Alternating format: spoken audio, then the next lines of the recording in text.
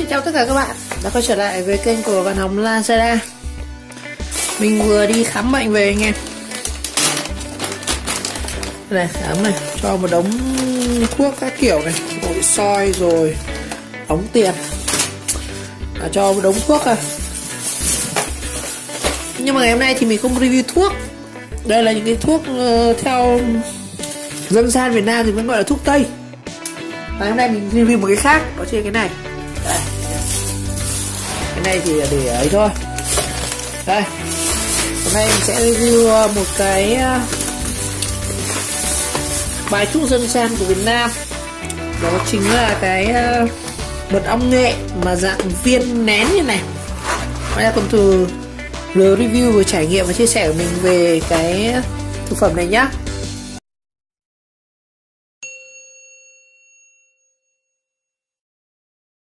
Rồi, đầu tiên thì nói qua một chút về bệnh lý thì hiện nay thì mình theo mình thống kê của mình thấy thì ở Việt Nam thì đến 60% người dân mắc bệnh về bệnh đường tiêu hóa, và chủ yếu là về các cái bệnh như là về dạ dày này, về đại tràng. Thường dạ dày là sẽ bệnh nhiều nhất, và dạ dày chúng ta sẽ có những bệnh như là viêm loét dạ dày hình tá tràng này, trong ngực dạ dày này, rồi chảy máu dạ dày này. Nói chung là tại vì thường cái thói quen ăn uống của Việt Nam thì người Việt Nam mình ăn uống thì không thực sự thì không lành mạnh lắm. Bây giờ thêm với cái điều kiện công việc nữa, thức đêm, thức khuya, stress, căng thẳng, nó dẫn đến là cái việc bệnh lý về dạ dày nó đang rất là nhiều. Thường là do cái tập tính ăn uống của Việt Nam thế này. Thường người Việt Nam thì thực sự thì cũng không phải là ăn quá cay như là người Thái hay là người Trung Quốc, nhưng mà các món ăn của Việt Nam thì cũng do bây giờ thì cái thời đại mới thì nói chung là trong cuộc sống hàng ngày thì nó thứ nhất là do căng thẳng này, khiến cái căng thẳng nó sẽ đến là giúp cái axit dạ dày nó tăng, và nó tăng nó dẫn đến là nó viêm loét dạ dày, nó rất là nhiều thứ liên quan đến dạ dày. Và thứ hai là thói quen chúng ta về ăn uống rượu bia này, uống nhiều đồ ăn có cồn, uống nhiều rượu bia dẫn đến là nó cũng làm ảnh hưởng đến dạ dày.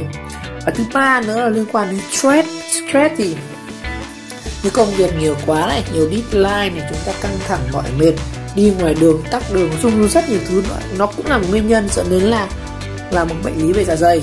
Thứ tư đó là một cái yếu tố gọi là ngoại cảnh, như là do hiện nay thì quá trình canh tác này, do ô nhiễm môi trường, hoặc là khi mà người ta chế biến các cái thực phẩm nông hải sản hoặc là các cái đồ ăn uống thì họ cho thêm hóa chất vào, nó cũng ảnh hưởng đến dạ dày.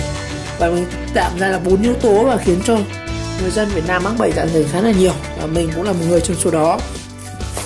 Đây này, có mấy loại thuốc này. Hiện nay thấy bác sĩ đang kê cho mình là đây, bệnh viện Sapon. Đây, viêm dạ dày, ôi trời ơi, trào ngược dạ dày, thực quản, nhiều bệnh lắm, nhiều bệnh. Ở đây thì có 2 loại thuốc mình đang được bệnh viện, bảo hiểm y tế họ cung cấp cho. Đó, thứ nhất là cái Omeprazole này. Đây là cái Omeprazole.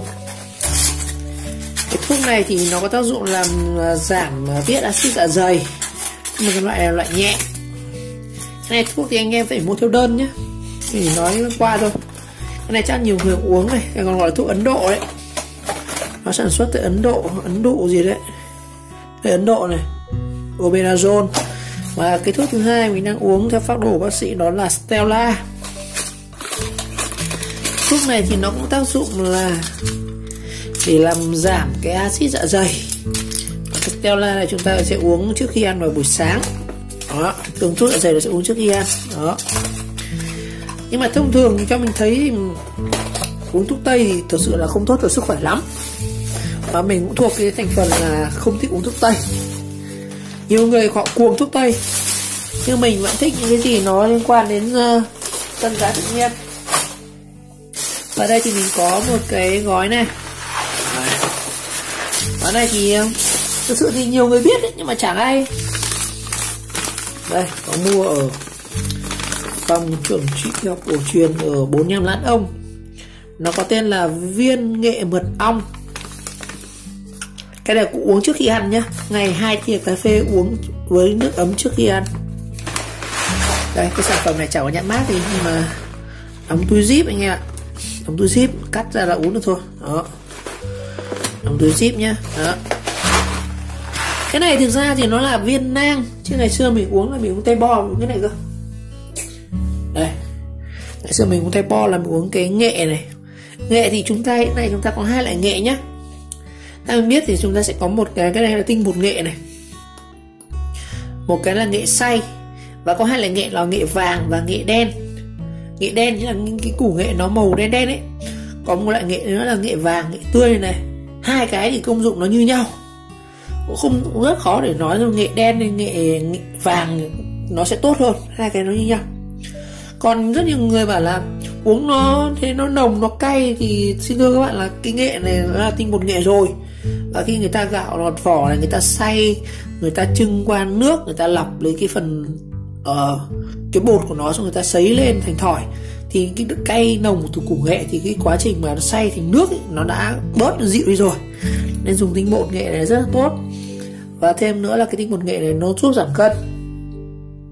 Cái đặc tính của nghệ thì nó giúp lành sẹo, lành da và trung hòa axit rất là tốt. Nên các bạn là bị loét dạ dày, chúng ta bị thủng dạ dày chẳng hạn, thì uống cái này rất là tốt. Nó sẽ giúp là cái dạ dày chúng ta nó có một cái lớp gọi là bôi trơn ở ngoài này. Nó giúp là thứ nhất là giảm lành sẹo lòng. Bạn nào bị loét dạ dày, chúng ta cái dạ dày chúng ta như này, nó bị loét, nó bị cứ mòn nó bục đi rồi nó bị thủng dạ dày, bụng dạ dày ấy.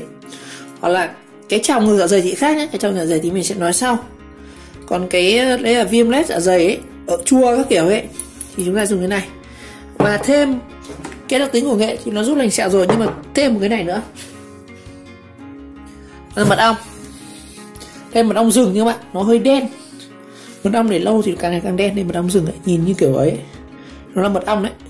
Còn đây là của họ hàng mình cho xịn, mật ong rừng đấy, mật ong gì nhỉ, ong khoái ở Tây Bắc ấy. Thực ra mình dùng mật ong nuôi cũng được, nhưng mà nhiều người họ vẫn thích dùng mật ong rừng. Theo mình thấy thì thực sự thì mật ong rừng hay mật ong nuôi thì cũng tốt như nhau. Mật ong nuôi thì nhiều người sợ là thực ra mật ong nuôi thì cũng có, người ta cũng nhiều kỹ thuật, như là đến cái mùa rét như này, có năm nó không đi kiếm ăn được thì người ta sẽ cho nó ăn nước đường. Đấy, nên rất nhiều người sợ là mật ong nó ăn tàn đường, ăn sợ đáy đường. Còn đúng cái bản chất mật ong thì nó sẽ phải đi hút những cái mật của hoa. Và ong nuôi người ta thường sẽ trồng dưới cây nhãn ấy, để lấy mật ong nhãn hoặc là mật ong hoa gì đấy. Đặc tính là do nuôi trồng. Và cái đặc tính của mật ong này sẽ là nó cũng giúp là nó là kháng sinh, nó là kháng sinh tự nhiên, nó sẽ giúp chúng ta trị đau này, kháng viêm, chống chảy máu. Cái mật ong nó kết hợp với cái này sẽ rất là tốt, bài thuốc chữa dạ dày này.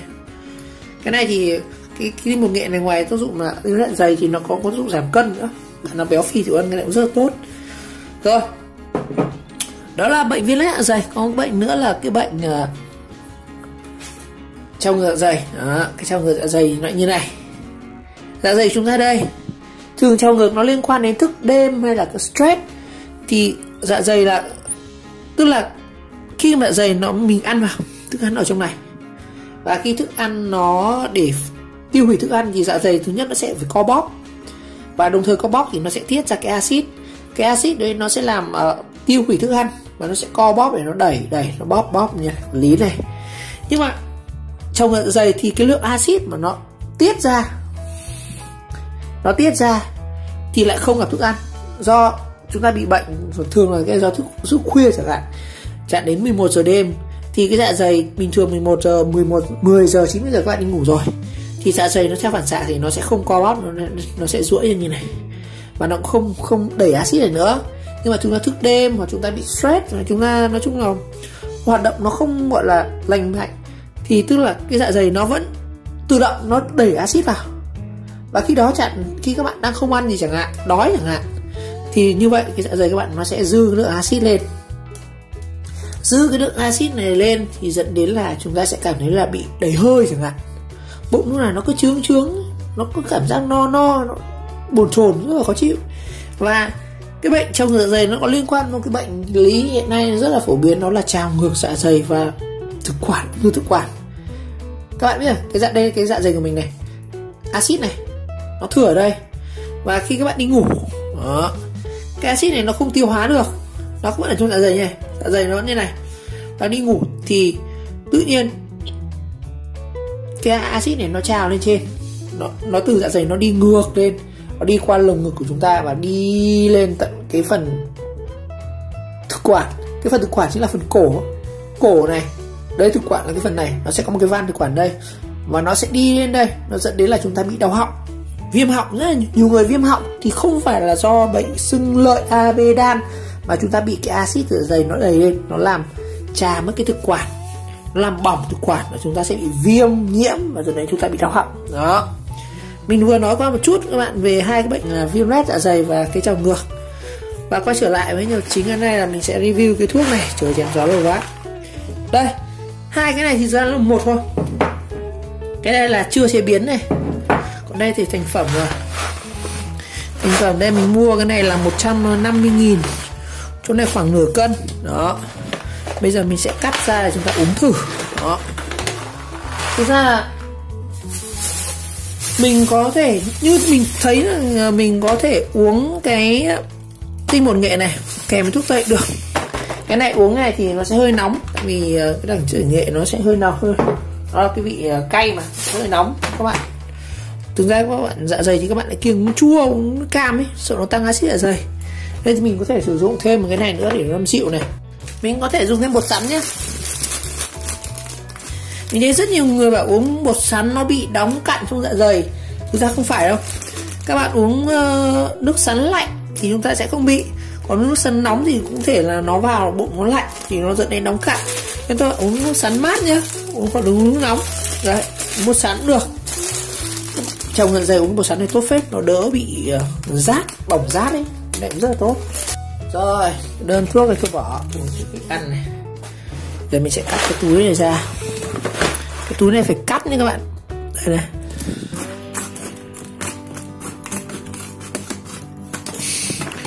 Cái zip mà các bạn chỉ cần cắt như này thôi. Rồi các bạn bục này ra. Đó. Xem thử xem nào.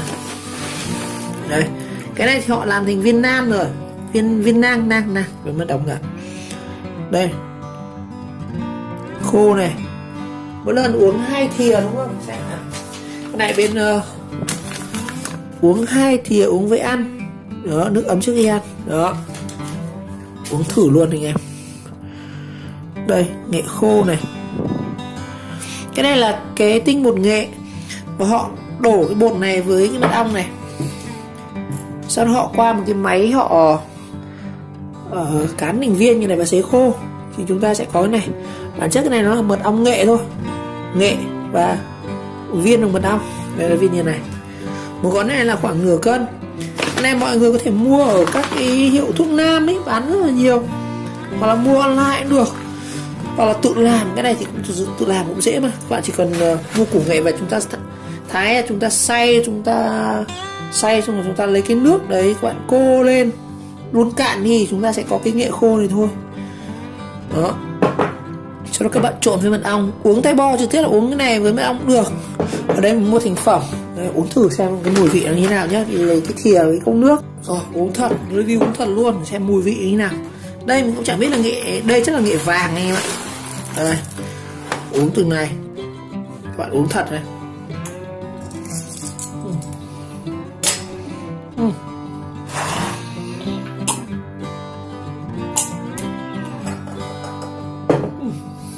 Ui rồi tí thì nghẹn không ạ. Nó vướng rồi nó đắng.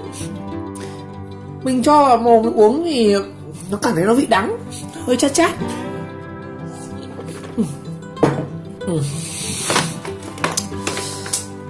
Nói chung là cũng cố uống thôi. Cái này thực sự thì nó cũng không ngon ngọt gì đâu nhỉ. Uống nó đắng, nó nồng nồng lên. Nhớ là các bạn uống với nước để giúp cái này nó tan ra nhá. Uống trước khi ăn khoảng 15 phút để cho cái này nó tráng cái dạ dày của chúng ta, nó có một cái lớp gọi là bột ở bên dưới, xong chúng ta sẽ ăn vào thì nó sẽ đỡ dịu dạ dày hơn. Rồi, như vậy hôm nay thì mình cũng vừa chia sẻ với các bạn một chút ít hiểu biết của mình về cái bệnh dạ dày, và chúng ta cùng trải nghiệm uống thử cái viên nang mật ong nghệ này. Khó uống lắm không ạ? thật sự không sung sướng gì đâu. Rồi một lần nữa cảm ơn các bạn đã theo dõi video clip, và nếu thấy video hay mình nhớ các bạn nhớ like, subscribe của kênh và chờ đón các video tiếp theo. Chúng ta sẽ có những cái trải nghiệm các vị thuốc khác nha.